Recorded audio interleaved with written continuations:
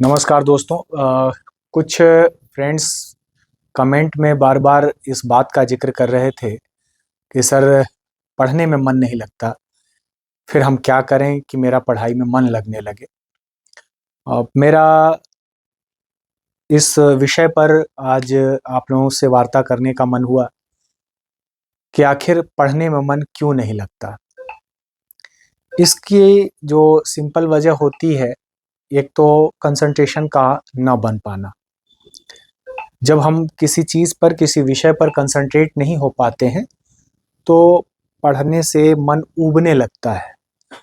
वही जब हमारा ध्यान केंद्रित होता है, कंसंट्रेट होने लगता है, तो पढ़ाई में हमारा मन लगने लगता है।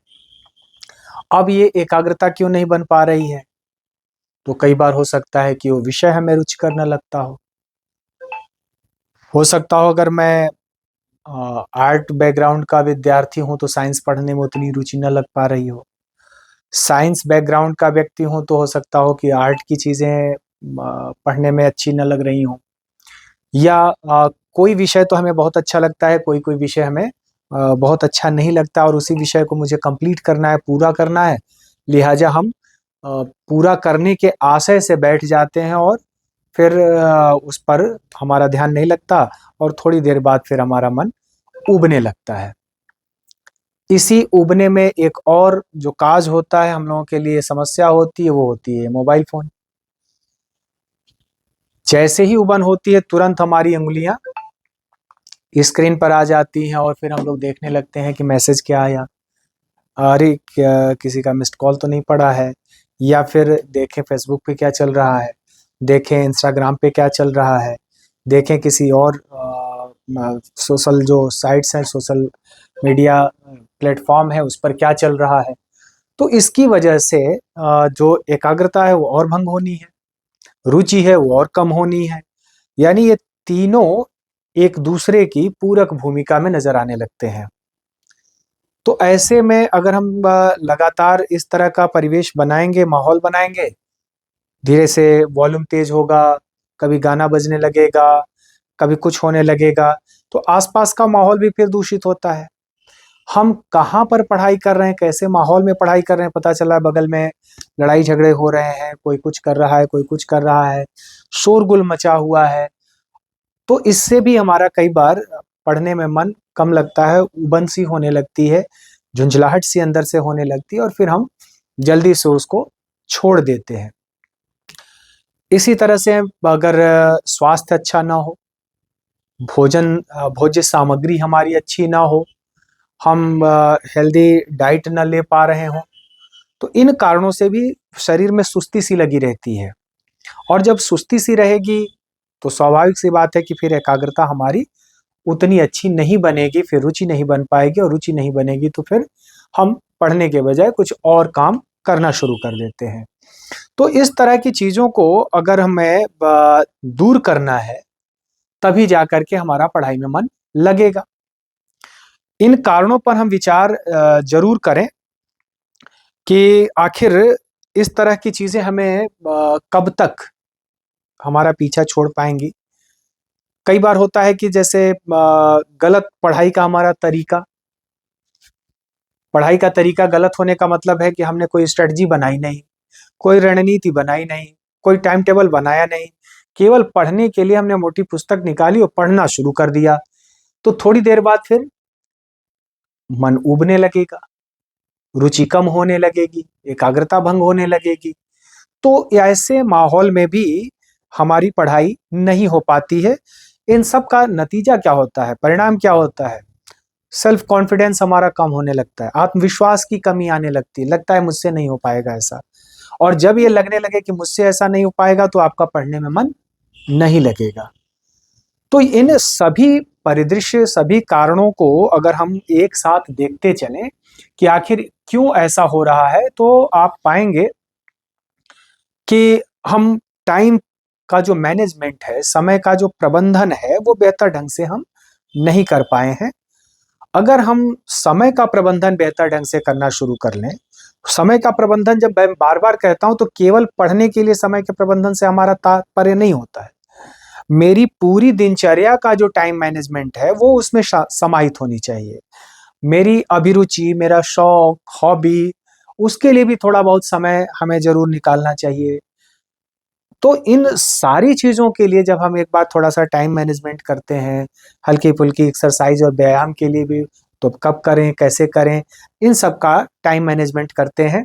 इसमें कई बार होता है क्या है कि हमारी जैसे बॉडी जो ऑब्जर्व की है एक बायोलॉजिकल क्लॉक जिसको हम लोग कहते हैं, और चेतन मस्तिष्क में हमारा एक बायोलॉजिकल क्लॉक अपना फीड करके जाता है। तो उस बायोलॉजिकल क्लॉक के हिसाब से हम कई बार पढ़ाई का समय नहीं चूज कर पा रहे हैं, तो भी मन पढ़ने में नहीं लगेगा। मसलन कि जैसे कुछ लोगों का सुबह पढ़ने में बहुत अच्छा मन लगता है, किसी को देर रात में पढ़ने का मन करता है। तो अगर हमारी बायोलॉजिकल क्लॉक इस तरह से फीड हो चुकी है कि हमें लेट नाइट पढ़ना बिल्कुल लगता है कि अब सब सो गए, सन्नाटा हो गया और बिल्कुल हम शांत तरीके से पढ़ रहे हैं, तो ठीक, अच्छी बात है। अगर आपको नींद नहीं आ रही है उस समय आपका पढ़ने में मन लग रहा है, तो आप उसी टाइम टेबल को, उसी टाइम शेड्यूल को अपने दिनचर्या में लाइए और उसके अनुसार पढ़ाई शुरू कर दीजिए। तो आपका मन धीरे-धीरे करके अपना लगने लगेगा। ऐसे ही मैंने कहा था आप लोगों से कि जब हम पढ़ें, तो अपने लक्ष्य को छोटे-छोटे पार्ट्स में डिवाइड कर लें कि आज हम 2 घंटे में साइंस का ये चैप्टर समाप्त करेंगे, या ये चैप्टर हम तैयार करेंगे, और इसी तरह से ये मैथमेटिक्स के इतने सवाल लगा लेंगे, या इतने छोटे-छोटे बनाएँ, दिन का अपना बना लें कि आज दिन में मुझे क्या-क्या करना है, कितना लक्ष्य रख कर के और उसको फिनिश करना है, समाप्त करना है। प्लस इन छोटे-छोटे या बड़े लक्ष्यों को हम एक बार सोने से पहले एक बार रिवाइज़ कर लें कि मुझे करना क्या है, आगे टाइम में क्या करना है। तो वो हमारे अनकॉन्शियस माइंड में भी और चेतन मस्तिष्क में भी बैठ जाता है, और बार-बार वो हमारे जो सचेत मन है उसको पिंच करता है कि अरे ये यहाँ टाइम वेस्ट हो रहा है, जल्दी से अपना लगो, इसको पढ़ना है, इसको भी फिनिश करना है। तो काकचेष्टा की तरह हमें बार-बार उस पर बरबस मन जाता है कि नहीं, मुझे ये पढ़ना है, ये मुझे करना है। तो धीरे-धीरे करके जब हम छोटे-छोटे लक्ष्य अपना बनाते हैं, तो इन छोटे लक्ष्यों के साथ हम देखते हैं कि हमारा मन फिर कंसंट्रेट होने लगता है। जो हमारा कंसंट्रेशन भंग हो रहा था, वो कंसंट्रेशन फिर भंग नहीं होने पाता। फिर धीरे-धीरे उसमें रुचि भी डेवलप होने लगती है, और रुचि को डेवलप करने के लिए मैंने एक पिछले वीडियोज़ में भी आप लोगों ने सुना होगा, इंटरैक्टिव बनाने के लिए, मतलब पढ़ाई को बोझिल नहीं बनाना है। ऐसा नहीं है कि हमें भारी भरकम चीज़ पढ़ कर के बहुत ज़्यादा विद्वान, हम खेल-खेल में, हँसी-हँसी में चीज़ों को पढ़ने की आदत डालें, सीखने की आदत डालें। डायग्राम, मैप अगर हम बनाने लगते हैं, ये रहा बाबर, ये रहा इब्राहिम लोदी, दोनों के बीच क्या हो रहा है? संघर्ष हो रहा है। ये सेनाएँ हैं, ये है उसकी तुगलमा युद्ध पद्धति, किस तरह से पीछे से सेना आ रही, किस तरह से बाएँ से सेना आ रही है। इन सारी चीज़ों को अगर हम थोड़ा-सा थोड़ी देर के लिए डायग्राम बना कर के सोचने लगे कि कैसे हराया होगा। पानीपत में जो 1526 की लड़ाई हुई होगी, तो किस तरह से इब्राहिम लोदी की सेना, जब भारी भरकम सेना थी, उसको बाबर की छोटी-सी सेना ने हरा दिया होगा। तो वो जब आप पढ़ते हैं, तो पढ़ने के साथ जब मैप बनाने लगते हैं, डायग्राम, अच्छा ये पानीपत कहाँ है? अभी तो हरियाणा डिस्ट्रिक्ट में पड़ता है, हरियाणा कहाँ है? तो देख लीजिए दिल्ली के बगल में होगा, तो उसको मैप में अपना थोड़ा-सा ढूँढिए, ढूँढ करके बना लीजिए। तो जब हम इस चीज़ को इस एंगल से पढ़ने का प्रयास करेंगे, आदत डालेंगे, तो धीरे-धीरे वो जो रुचि नहीं लग रही थी, वो रुचि हमारी आगे बढ़ने लगती है, लगने लगती है। और बार-बार मैं इस चीज़ पर फ़ोकस करता हूँ कि थोड़ी-सी विद्यार्थी जीवन एक साधक का जीवन होता है, और साधक हमेशा अनुशासित रहता है। अनुशासित रहने के लिए हमें क्या करना पड़ेगा?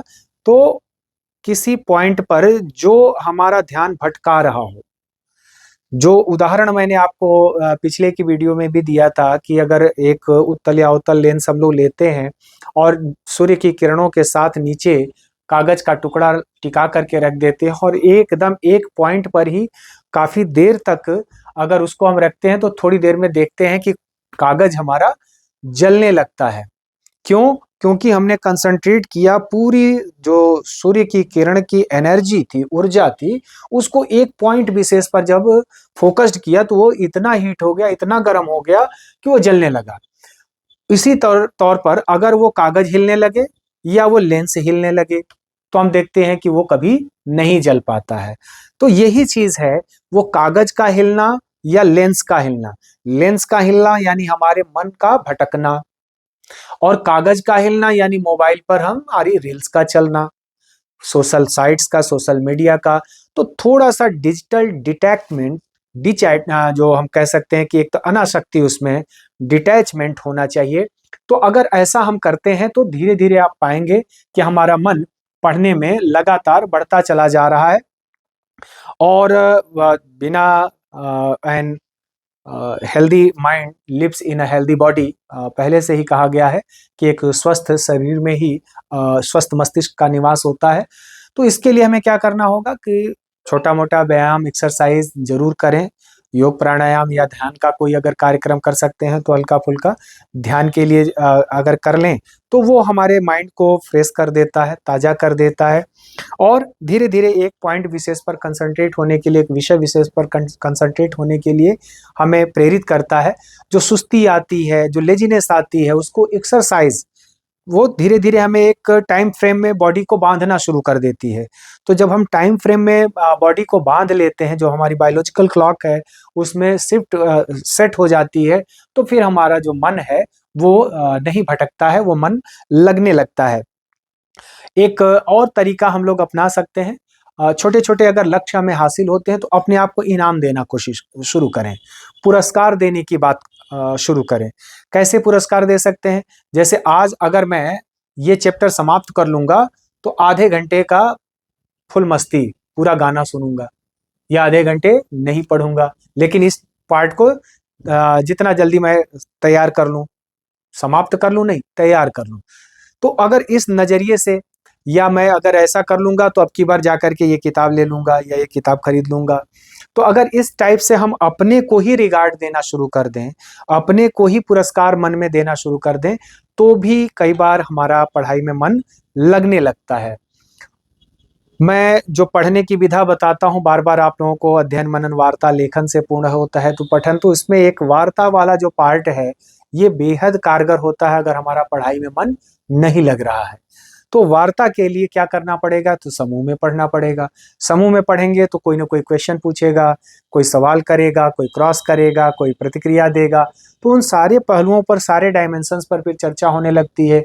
उसमें जब चीज हमें नहीं पता होती है तो फिर जिज्ञासा मन में जगती है, और उस जिज्ञासा के तहत हम देखते हैं कि फिर हमें और ज्यादा जानने की इच्छा जगी, और हम फिर जल्दी जल्दी किताबों को खंगालने लगे कि हमें पूरा विषय जान करके उनको बताना है, अब की बार पीछे नहीं रहना है।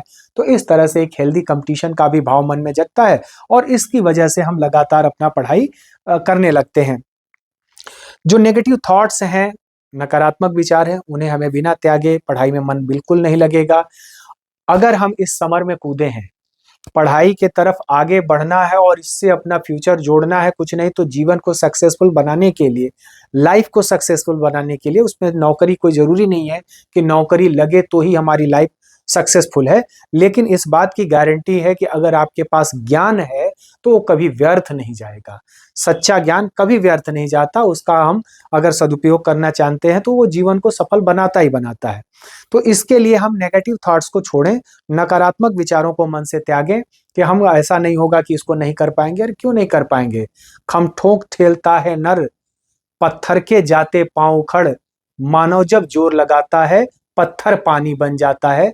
रामधारी सिंह दिनकर की ये पंक्तियां आपको याद रखनी होंगी कि हम परिश्रम से पत्थर से भी पानी निकाल देते हैं। जो दशरथ मांझी ने कर दिखाया कि एक छोटी सी छेनी, हथौड़ी और फावड़ा कुदाल लेकर के और इतने विशाल पर्वत को काट करके और रास्ता बना डाला, तो परिश्रम करेंगे तो क्यों नहीं होगा? आज मुझे नहीं पता है, कल को पता हो जाएगा, और मेहनत करेंगे और जल्दी सीख जाएंगे। तो जब हम पॉजिटिव थिंकिंग के साथ आगे बढ़ेंगे तो विश्वास मानिए जल्दी से जल्दी हमें सफलता मिलेगी ही मिलेगी। तो इस तरह की चीजों को हम लेकर के एक सकारात्मक माहौल बनाए। और लास्ट थिंग आपको जो बताने की बात है कि जितने भी हमारे शिक्षक हैं, परिजन हैं, जो हमें इस मामले में कुछ न कुछ परामर्श दे सकते हैं, गाइडेंस दे सकते हैं, जो हमारे विषय को और आसान बना सकते हैं, जो हमारी उलझनों को कम कर सकते हैं, उनसे परामर्श जरूर लें, उनसे बातचीत जारी रखें। तो आपका जो पढ़ने में मन नहीं लगता था वो पढ़ने में मन जरूर लगेगा। मैं उम्मीद करता हूं कि इस वीडियो को देखकर आप लोग इसका अगर फॉलो करेंगे तो उसके बाद से जो कमेंट आएंगे उसमें जरूर इस बात का जिक्र होगा कि अब मेरा पढ़ने में मन लगने लगा है। बहुत बहुत धन्यवाद।